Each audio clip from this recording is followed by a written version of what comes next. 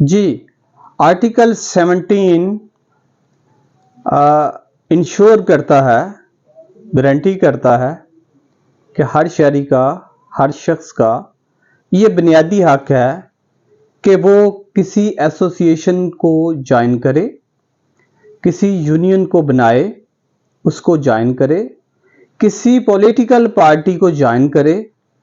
कहीं लॉ ने अगर रिस्ट्रिक्शन लगाई है, पाबंदी लगाई है, तो वो एक अलग इशू है, लेकिन हर बंदे का ये बुनियादी हक है कि वो पॉलिटिकल पार्टी को ज्वाइन करे। तो हम चलते हैं आर्टिकल 17 की लैंग्वेज की तरफ। वो कहता है जी, freedom of association, every citizen shall have the rights to form association और यूनियन।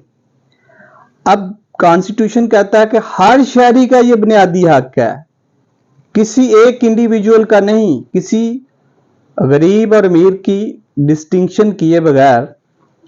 वो कहता है कि एसोसिएशन फार्मूलेट कर सकता है, बना सकता है और यूनियन बना सकता है। अब एसोसिएशन और यूनियन में क्या फर्क है, और ये एग्जामिनेशन पॉइंट ऑफ व्यू से सवाल भी आ सकता है कि व्हाट इज द डिफरेंट, या ये पूछ सकता है कि इनमें फर्क क्या है, या एक्सप्लेनेशन का पूछ सकता है। अब एसोसिएशन क्या है जी? ये ऑर्गेनाइजेशन ऑफ पीपल, एक लोगों का इज्तिमा, इकट्ठ होना, किस लिए? कॉमन इंटरेस्ट के लिए, कॉमन पर्पस के लिए। और यूनियन का क्या है कि यूनियन एक लीगल अथॉरिटी रखती है, जो मेन इनका दोनों का डिफरेंस है। तो वो यूनियन जो है वो एक लीगल अथॉरिटी रखती है, क्या? जिसे बोलते हैं collective bargain. Collective bargain term use की जाती है कि यूनियन के कुछ जो मेंबर हैं किसी एम्प्लॉयर के साथ जाकर अपनी टर्म और कंडीशन पूरी यूनियन की बिहाफ पे सेटल कर सकते हैं, उसका टाइम पीरियड व्हाटसोएवर। तो वो ये एक एसोसिएशन और यूनियन में फर्क आ गया।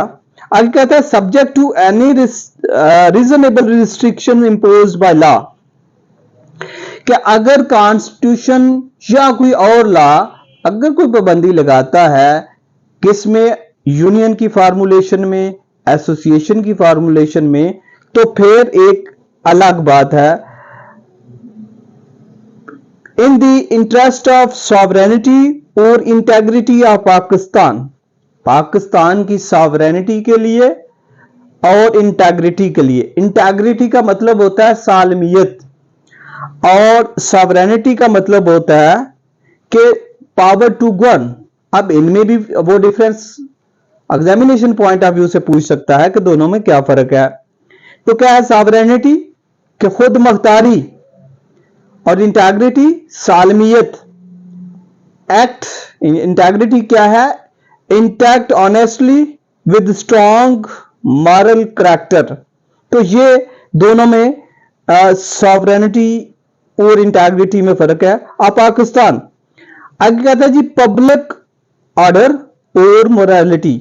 अब ऐसी कोई यूनियन या एसोसिएशन नहीं होनी चाहिए कि एक तो पब्लिक ऑर्डर को वो डिस्टर्ब करे, और दूसरा क्या है कि इमोरल हो, जो मोरालिटी से हट के हो, अखलाकियात से हट के हो, गिरावटपन का शिकार हो। तो ऐसी यूनियन, ऐसी एसोसिएशन की कॉन्स्टिट्यूशन परमिशन नहीं देता। अब पब्लिक ऑर्डर भी वो पूछ सकता है, कहीं भी, यहां नहीं, कहीं भी आपको क्वेश्चन आ सकता है कि पब्लिक ऑर्डर क्या है। तो पब्लिक ऑर्डर मीन के रूटीन के जो मामलात लोगों के, आम लोगों के चल रहे हैं। अब क्या है? General condition that must exist in every individual. Public order क्या है कि हर बंदे की वो सूरत हाल जो रूटीन में मेंटेन होनी चाहिए, एग्जिस्ट होनी चाहिए। तो ये है सर पब्लिक ऑर्डर। अब वो कहता है जी टू, इसका कहता है every citizen not being the service, being in the service of Pakistan. अब यहां थोड़ी सी फिर अगेन पाबंदी क्या है कि कोई अगर पाकिस्तान की किसी मुलाजमत रखता हो, तो वो बंदा जो है वो इस यूनियन में शामिल नहीं हो सकता। किसी सर्विस में हो, shall have the rights to form or be a member of a political party, again कि वो किसी पॉलिटिकल पार्टी का मेंबर हो सकता है, subject to any reasonable restrictions imposed by law in the interest of the sovereignty or integrity of Pakistan, and such law shall provide that where the federal government declares that any political party has been formed or is operating in the manner prejudicial to the sovereignty or integrity of Pakistan। अब यहां कहता है ला कि अगर कोई political party Pakistan की sovereignty या उसकी इंटेग्रिटी के खिलाफ है और उसको यह समझा जाएगा तो क्या करेगा वफाक, इसमें क्या करेगा, द फेडरल गवर्नमेंट वफाकी हुकूमत shall within 15 days of such declaration, उसे क्या है जी डिक्लेयर करेगी, क्या करेगी डिक्लेयर कि इंटेग्रिटी और सॉवरेनिटी के खिलाफ है। Refer the matter to the supreme court whose decision on such reference shall be final. अब ये इशू फिर सुप्रीम कोर्ट रिजॉल्व करेगी और ये देखेगी कि इस इशू को में कोई पॉलिटिकल पार्टी इन्वॉल्व है जो कि इंडेंजर कर रही है किसकी integrity and sovereignty of Pakistan.